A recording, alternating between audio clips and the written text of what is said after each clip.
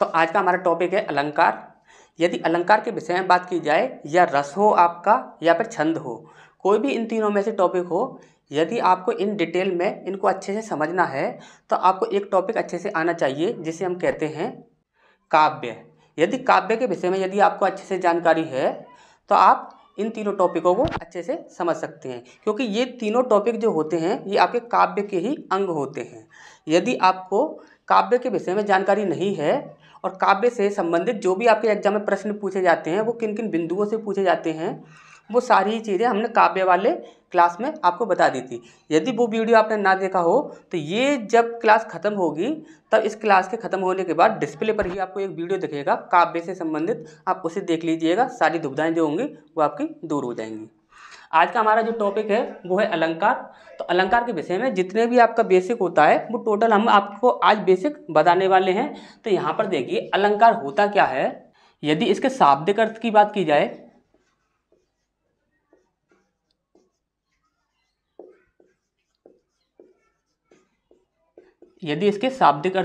जाए, शाब्दिक अर्थ आपका कभी काफ़ी बार पूछा भी जाता है, तब आप क्या बताओगे? यह है दो शब्दों से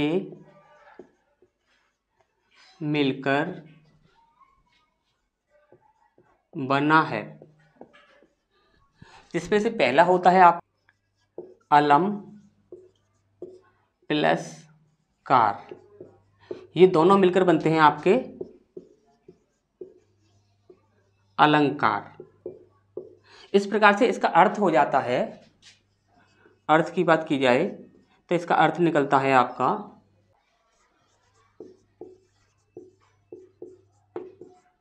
विभूषित करने वाला, या आप कहोगे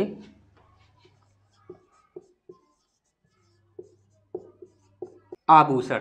ठीक, देखिए यदि शाब्दिक अर्थ की बात की जाए तो यह दो शब्दों से मिलकर बनता है। पहला होता है आपका अलम और दूसरा होता है आपका कार। ये दोनों मिलकर बनाते हैं आपके अलंकार। ठीक, अब यहाँ पर यदि इसके अर्थ की बात की जाए तो उसे कहते हैं हम विभूषित करने वाला, या फिर हम बोलेंगे आभूषण।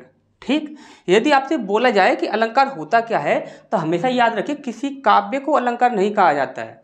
जैसे कि यदि हम किसी काव्य की बात करें तो उस काव्य को अलंकार नहीं कहा जाता है, अलंकार उस काव्य के अंदर होता है। तो उस अलंकार जो होता है उस काव्य के अंदर कहाँ होता है, तो वो चीज़ समझते हैं।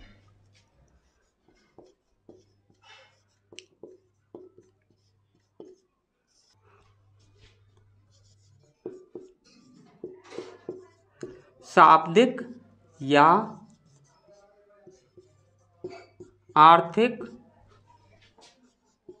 रूप से, शाब्दिक या आर्थिक रूप से काव्य की शोभा या सुंदरता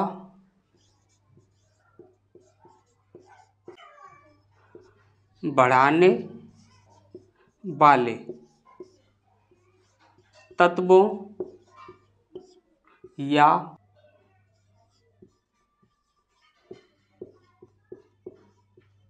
उपकरणों या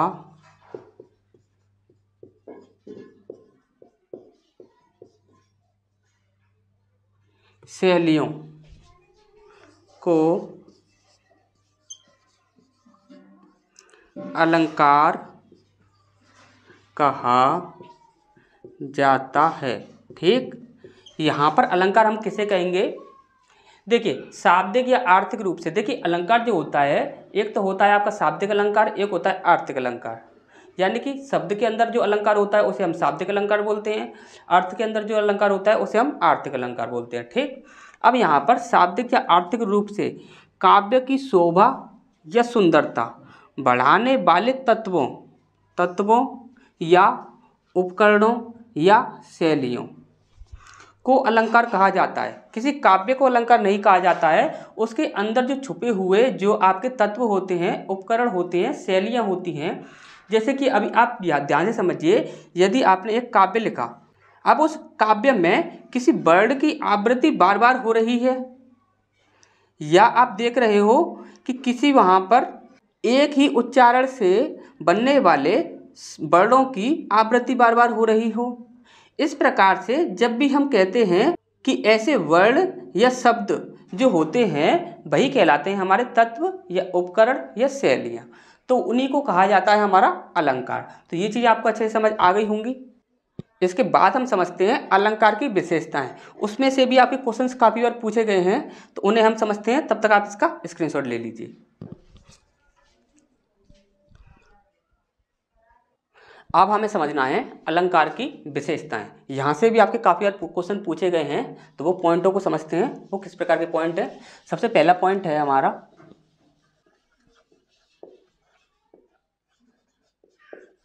अलंकार का मूल है। ये आपसे पूछा जाता है कि अलंकार का मूल क्या है, तो आप बताओगे वक्रोक्ति, और एक होता है आपका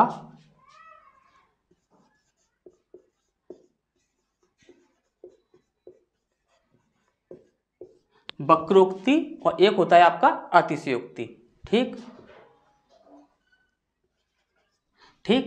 तो यहाँ पर यदि आपको वक्रोक्ति आंसर में मिलता है तो आप आंसर टिक करिए, या फिर अतिशयोक्ति मिलता है तो आप अतिशयोक्ति टिक कीजिए। ठीक। इसके बाद दूसरा ऑप्शन है हमारा, दूसरा पॉइंट है हमारा अलंकार और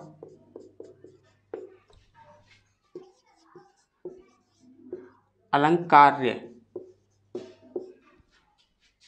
में क्या अंतर है। आपसे ये पूछा जाता है कि अलंकार और अलंकार्य में क्या अंतर है, तो आप यहाँ पर आंसर करोगे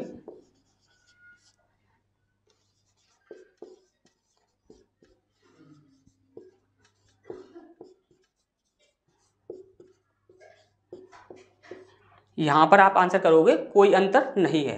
अलंकार और अलंकार्य ये दोनों एक ही हैं, इन दोनों में कोई अंतर नहीं है। यहाँ पर तीसरा पॉइंट होता है हमारा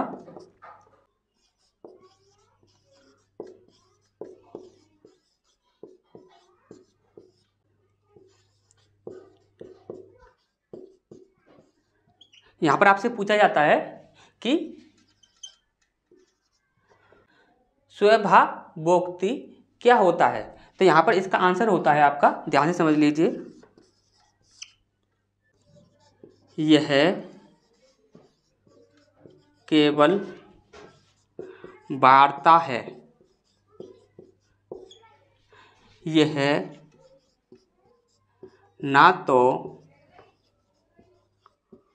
अलंकार है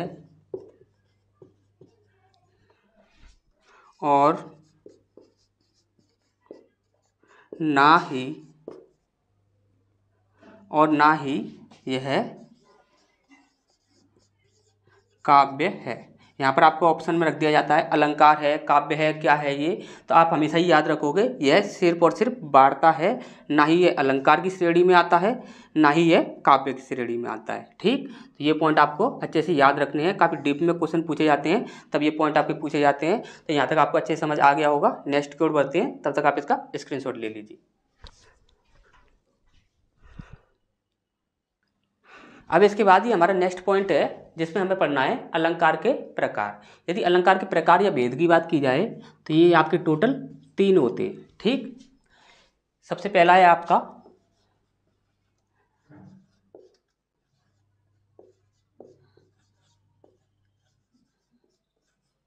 शब्दालंकार।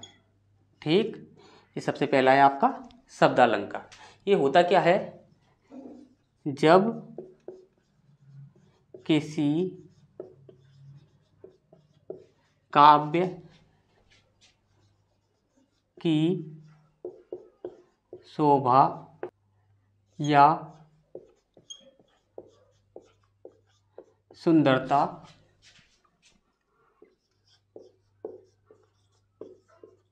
उसमें उपस्थित शब्दों के द्वारा बढ़ाई जाए। ठीक, आप क्या बोलोगे? शब्दालंकार क्या होता है? जब किसी काव्य में उसकी शोभा या सुंदरता उसमें उपस्थित शब्दों के द्वारा बढ़ाई जाए, तब वहाँ पर क्या कहोगे आप? यह एक शब्दालंकार है। अब इसके बाद दूसरा पॉइंट है हमारा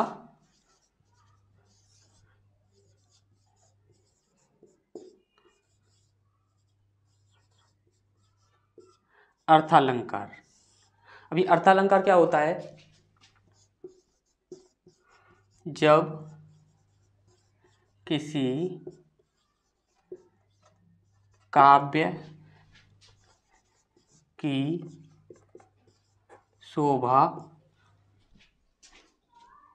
या सुंदरता उसमें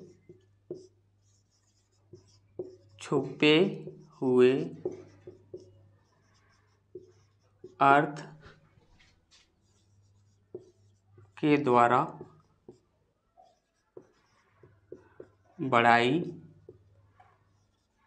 जाए। ठीक,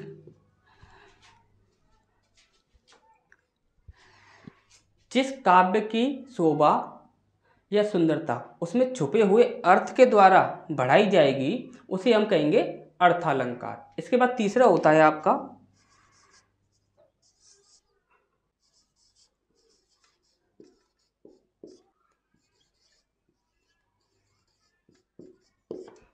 उभयालंकार। अभी उभयालंकार क्या होता है?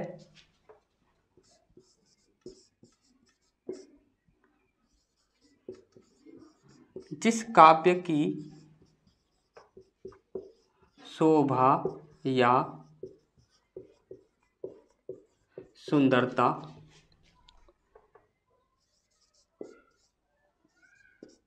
शब्द और अर्थ दोनों के द्वारा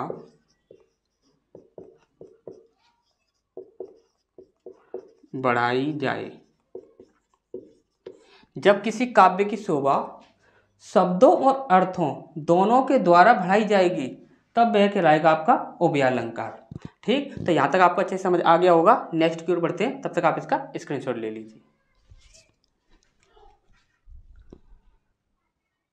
इसके बाद हमारा नेक्स्ट पॉइंट है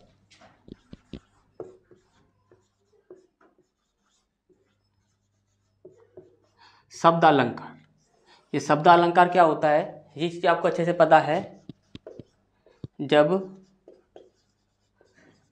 काव्य की शोभा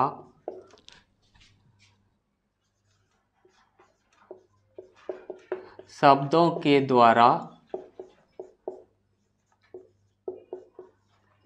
बढ़ाई जाए। ठीक, ये चीज़ हमने आपको अभी थोड़ी देर पहले बताई थी। जब काव्य की शोभा या सुंदरता उसमें उपस्थित शब्दों के द्वारा बढ़ाई जाएगी तो वह कहलाएगा आपका शब्दालंकार। अब यहाँ पर दूसरा पॉइंट आपको याद रखना है, इसके कुल 7 वेद होते हैं। इसके टोटल जो होते हैं वो 7 वेद होते हैं। जैसे पहला है आपका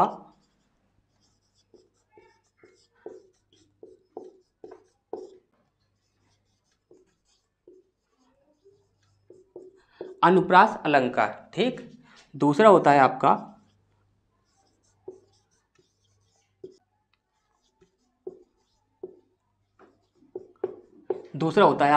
यमक अलंकार। तीसरा होता है आपका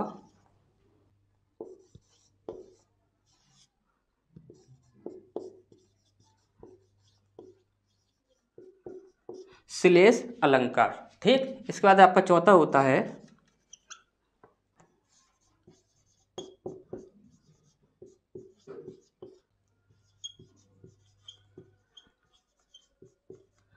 वक्रोक्ति अलंकार। इसके बाद आपका पांचवा है